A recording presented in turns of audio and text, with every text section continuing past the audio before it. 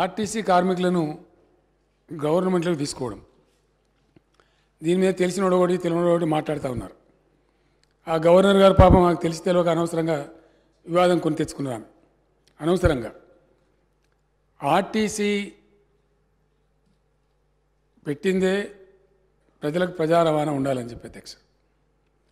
సరే, క్రమేణా కాలక్రమంలో ఆ సంస్థ నష్టాల్లో కూరుకుపోవటం ఇదంతా జరుగుతూ వచ్చింది. నేను కూడా ట్రాన్స్పోర్ట్ మినిస్టర్గా పనిచేసిన అధ్యక్ష. నేను పనిచేసిన రోజుల చాలా డెడికేటెడ్గా పనిచేసి, నేను మినిస్టర్గా బాధ్యత తీసుకున్న రోజు ఆనాటి ఏపీఎస్ఆర్టీసీ 14 కోట్ల నష్టాలలో ఉండే అధ్యక్ష. ఆ 14 కోట్ల నష్టాలను పూడుస్తూ వివిధ రకాల ప్రక్రియలు అక్కడ ప్రవేశపెట్టి మరొక 14 కోట్ల రూపాయల ఆదాయం తెచ్చినాం అధ్యక్ష ఆర్టీసీకి. అంటే తమను పూడ్చగలిగితే, శక్తి సామర్థ్యాలు ఉంటే నష్టాన్ని పూడ్చవచ్చు.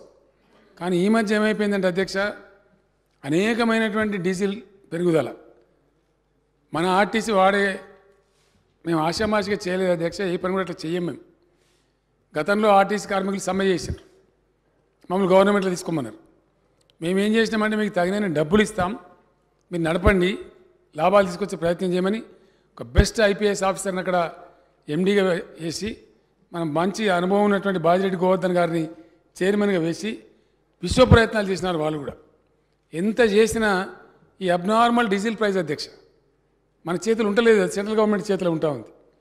అది ఎట్లా ఉందంటే సుమారు 40 లక్షల కిలోమీటర్లు తిరుగుతాయి అధ్యక్ష మన బస్సులు.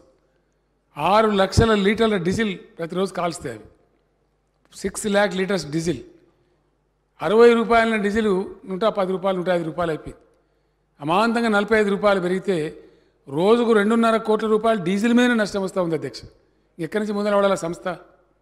మన క్యాబినెట్లో మేమందరం కూడా దాదాపు 5.5-6 గంటలు చర్చించి, గతంలో మనం వద్దనుకున్నాం, మరి ఇప్పుడు ఏం చేయాలి? మా చర్చలో తేలింది ఏంటంటే అధ్యక్ష, నేను కుల్ల చెప్తా ఉన్నా, నేను దాచిపెట్టేది ఏం లేదు. ప్రజలకు రవాణా సదుపాయం కల్పించడం ఏ ప్రజాస్వామ్య ప్రభుత్వానికైనా ఒక సోషల్ ఆబ్లిగేషన్.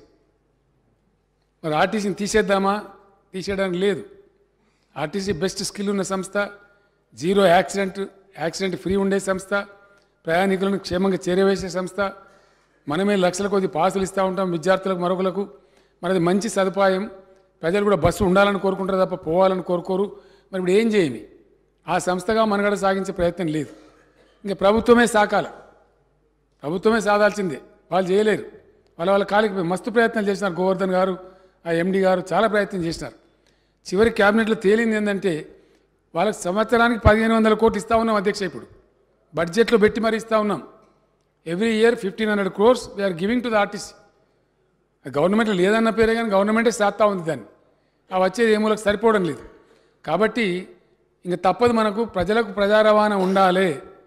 ఏ ఆబ్జెక్టివ్తో దాన్ని పెట్టినారో ఆ బాధ్యత నుంచి మనం తప్పించుకోలేము. తప్పకుండా ఉండి తీరాలి.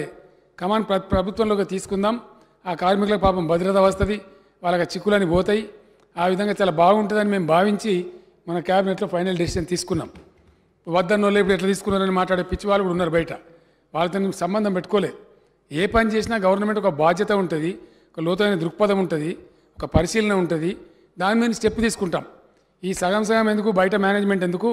మనమే ప్రభుత్వమే డబ్బులు పెట్టి ఇంకా కొంచెం దాన్ని స్పీడ్ చేసేటట్టు 10 రూపాయలు ఎక్కువ ఇచ్చేటట్టు కూడా చేద్దాం. మంచోళ్ళకి 2 ఐఏఎస్ ఆఫీసర్లను పెడదాం, యంగ్ ఆఫీసర్లను పెట్టి బాగా పనిచేద్దాం అనే ఉద్దేశంతో ఆ నష్టాలు ఎట్లాగో భరిస్తున్నాం కాబట్టి అనవసరంగా అక్కడ ఎందుకు, అకౌంట్స్ మన దగ్గరికి వస్తాయి, మొత్తం బాగుంటుందని చెప్పి నిర్ణయం చేసినాం. కొంతమంది ఎంత దుర్మార్గంగా అంటే అధ్యక్ష, ఇంత నీచులు కూడా ఉంటారు రాజకీయాలలో.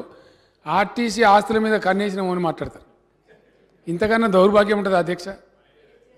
ఇంతకన్నా దరిద్రం ఏం చేసినా ఒక అడ్డంపుడు మాట్లాడతామంటే ఇదే దుఃఖం కలిగించేది అధ్యక్ష. ఇంత బాధ్యతాయుతంగా పనిచేసే ప్రభుత్వం ఆర్టీసీ సేవలు పెంచుతాం, ఆ బస్టాండ్లను ఇంకా బ్రహ్మాండంగా చేస్తాం, మోడర్నైజ్ చేస్తాం, సౌకర్యాలు పెంచుతాం, ఇంకా అవసరమైతే ఇంకో 10 ఎకరాల జాగా తీసుకుంటాం. ప్రభుత్వ పరంగా ఎన్ని డిపోలు కట్టిస్తున్నాం అధ్యక్ష? ఇప్పుడే అక్బరుద్దీన్ ఓవైసీ గారు అడిగినారు, బండ్లగూడలో నాకు బస్ డిపో కావాలని చెప్పి. ఎందుకు అడుగుతున్నా? అక్బరుద్దీన్ పర్సనల్ ఏం లేదు అక్కడ. ఆ ప్రాంత ప్రజలకు ట్రాన్స్పోర్ట్ ఫెసిలిటీ కావాలా.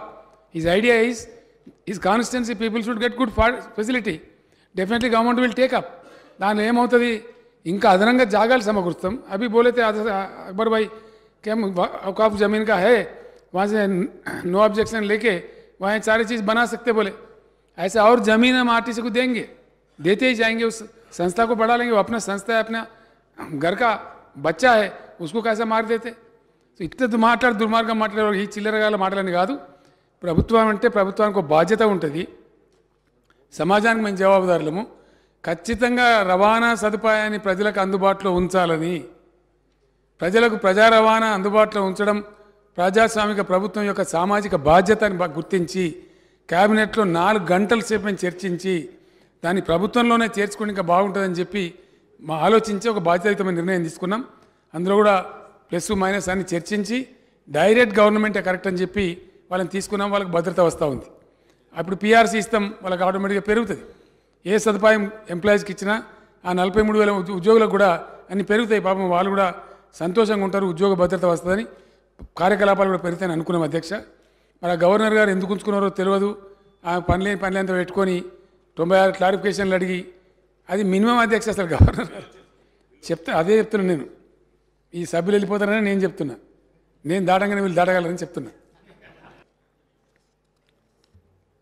మాట్లాడితే కనీసం ఇంగితము, ఎటువంటి ధరను తీసేస్తాము అని మాడతారు అధ్యక్ష. హరితహారం దాన్ని కూడా విమర్శించాను అధ్యక్ష. ఈ మధ్య బంద్ అయినరు కానీ విమర్శించారు. ఎంత అద్భుతమైన స్కీమ్ సార్ అది. ఇండియన్ నేషనల్ కాంగ్రెస్ అంటారు భట్టి విక్రమార్క గారు. మీ ఇండియన్ నేషనల్ కాంగ్రెస్ ఆధ్వర్యంలోనే అద్భుతమైన అడవులన్నీ నరికి నాశనం చేయబడ్డాయి. మీ సాక్షిగానే, మీ పరిపాలననే కదా ఎంత దట్టమైన అడవులు మాయమైనవి.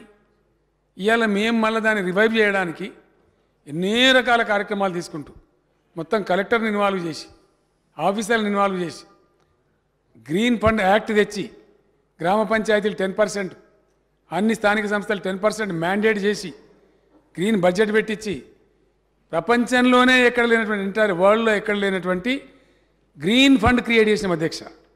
గ్రీన్ ఫండ్లో అందరినీ భాగస్వామ్యం చేసినాం, వాళ్ళకి ఏసాస్ ఉండాలని చెప్పి. ఐఏఎస్ ఆఫీసర్లు కూడా ఇస్తున్నారు అధ్యక్ష, నెలకు 100 రూపాయలు. ఐపీఎస్ ఆఫీసర్లు ఇస్తున్నారు. ఎమ్మెల్యేల దగ్గర నుంచి పోతున్నాయి, ఎంపీల దగ్గర నుంచి పోతున్నాయి. చదువుకునే విద్యార్థులు కూడా 5 రూపాయలు పెట్టినాం అధ్యక్ష, ఎక్కువ పెట్టలే. మేము కూడా పార్టిసిపెంట్స్ము. ఈ చెట్లు నరికే కల్చర్ పోవాలి, చెట్లు పెట్టాలనే జ్ఞానం రావాలని చెప్పి గ్రీన్ ఫండ్ కూడా క్రియేట్ చేస్తాం. ఈ 9 ఏళ్లలో 7.70% ఫారెస్ట్ పెంచినాం, 273 కోట్ల మొక్కలు నాటినాం. అవన్నీ కూడా బ్రహ్మాండంగా మీరు ఏ మున్సిపాలిటీకి పోయినా, ఏ పట్టణానికి పోయినా, ఏ గ్రామానికి పోయినా అద్భుతంగా స్వాగతం చెప్తా ఉన్నాయి. అద్భుతంగా హైదరాబాద్ గ్రీన్ సిటీ అని అవార్డు కూడా వచ్చింది. ఒక కవిగారు ఆ మధ్య దారులన్నీ పూల తేరులైనాయని చెప్పి కామారెడ్డి జిల్లాకు సంబంధించిన కవిగారు కూడా రాసినారు. వారికి కూడా నేను ధన్యవాదాలు తెలియజేస్తా ఉన్నాను అధ్యక్ష.